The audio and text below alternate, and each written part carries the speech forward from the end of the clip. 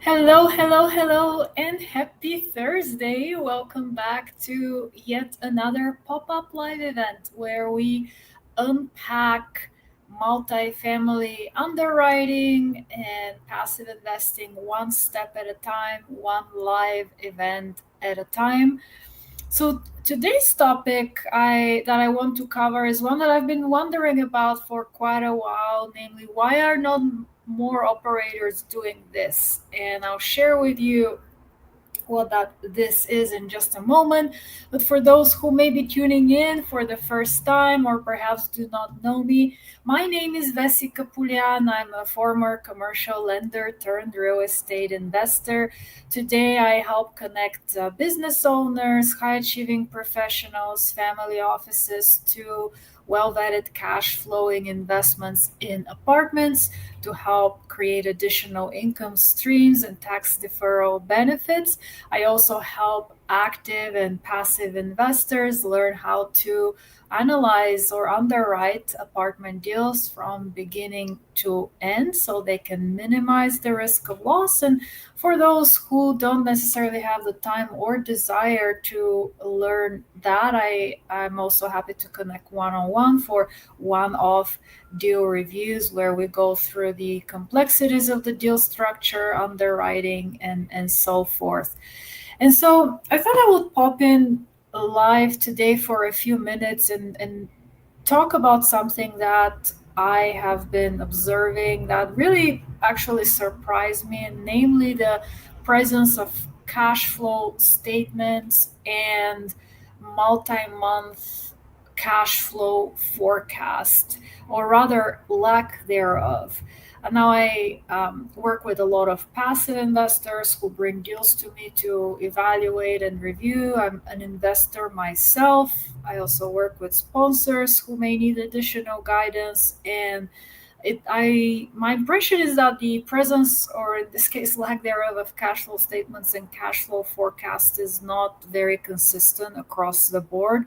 Everyone has the operating statement. Almost everyone produces a monthly balance sheet, or at least shares the balance sheet, and those two are key. The third statement that is extremely important for investors to see is the cash flow statement, because it really shows the sources and uses of cash that ultimately lead to the increase or decrease in cash position at the end of the period. And so it typically takes the changes in working capital and various operating activities, it takes a change in investment activities, financing activities, and sums those all together. So you see the net increase or increase in cash. Now, oftentimes, you can actually create the cash flow statement. For those having gone through accounting or finance, you've probably gone through that exercise. It's not an easy thing to do manually, but it is possible.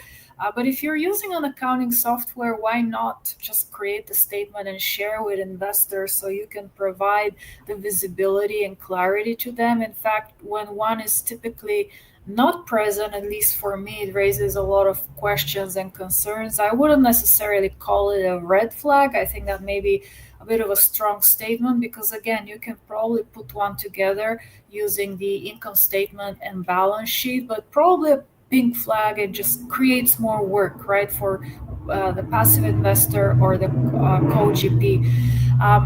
But where that then takes me next is one thing I've noticed consistently lacking in reporting are the cash flow forecasts or monthly cash flow forecasts. And some people will do it more reactively when things are perhaps not going well. And even when they do it at that point of time, which I would personally argue is rather late, they look at the month prior, the upcoming month, and basically figure out, are we in a good place or a bad place? And that's better than not looking at it at all, but still not sufficient, because that still, as an operator, right, puts you in a reactive mode.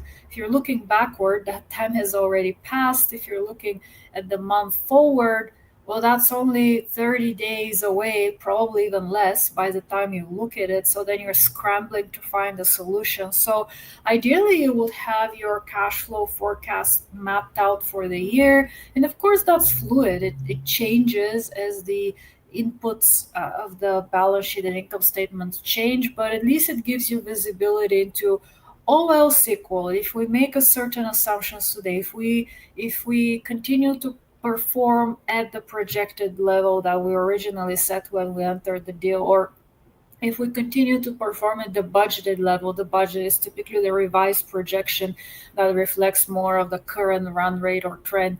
What are we looking at? Are we in a position to continue making distributions? Do we have perhaps a major event that we know of, like typically capex related would be a good example, that may put our ability to distribute in jeopardy? And when you look forward, say at least 6 to 12 months out, but if not 12, at least 6 months out, then you can create a more proactive solution and advise limited partners or LPs well in advance that there may be some turbulence that may require you to either reduce distributions or pause distributions. Hopefully, it's not more severe than that. But if it is more severe, that maybe you may be looking at potential capital call, right? And so, as an LP, I always encourage you to ask that question. As a GP, co-GP, that's always something that I like to look at, because the last thing you want is, one, to be surprised yourself if you happen to be the operator, but even worse is to surprise your partners, whether that's limited partners and passive investors, co-GPs, and so forth. And then everyone ends up scrambling. And definitely, as a passive investor, it doesn't feel well to be um, uh, blindsided by last minute surprises that arguably could have been avoided and prevented with proper planning, reporting, and forecasting. So I'll conclude the discussion on this topic later, but I do want to bring up one piece of news that caught my attention and share my thoughts on it. Specifically, there's been a lot of discussion. Well, I saw it across a couple of sources. The headlines, it hasn't made the big headlines as much as I thought it would, but the proposal by current President Trump to reduce the frequency of reporting for public companies from quarterly to semi-annual, and the rationale there, that was shared, was to incentivize companies to have a longer outlook versus a short-term reactive outlook. And I definitely get that point, but reporting is not the only way to incentivize companies to operate and have that longer term outlook. If anything, I think it will raise a lot of concerns in terms of transparency and communications for investors who are used to having that visibility for public companies. What I can tell you is that even though the company doesn't have to report it publicly, let's just say this thing passes and now they only report on semi-annual and annual basis, which is what is being proposed. And of course, all of that needs to be approved by the SEC. So that may or may not come to fruition. But let's just hypothetically think that it passes. Well, the company will still be producing quarterly statements at the minimum internally, but most importantly, creditors or the lenders, right, will be requiring those.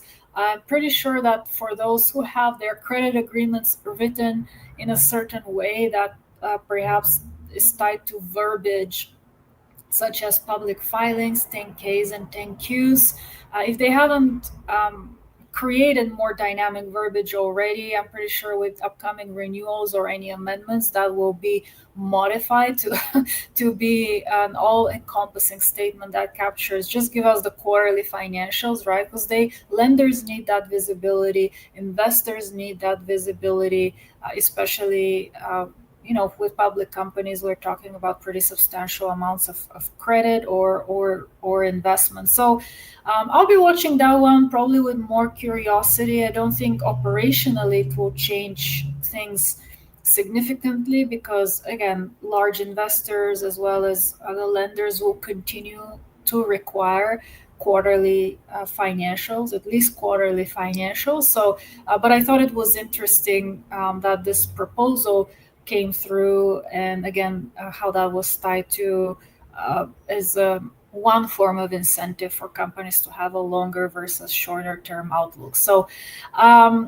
anyway, that's all I wanted to share with you today. If you are interested in learning about passive investing underwriting, you can just follow me. If you have a deal that you'd like a second set of eyes on, simply send me a DM. And if you'd like to be notified of future events, investor parties, master classes, educational events that I host, simply ring the bell in LinkedIn and YouTube, so you would be notified of future events. That's usually where I stream: LinkedIn, YouTube, and occasionally on Facebook. And I appreciate you joining today, appreciate you being here, and I look forward to seeing you at the next live event.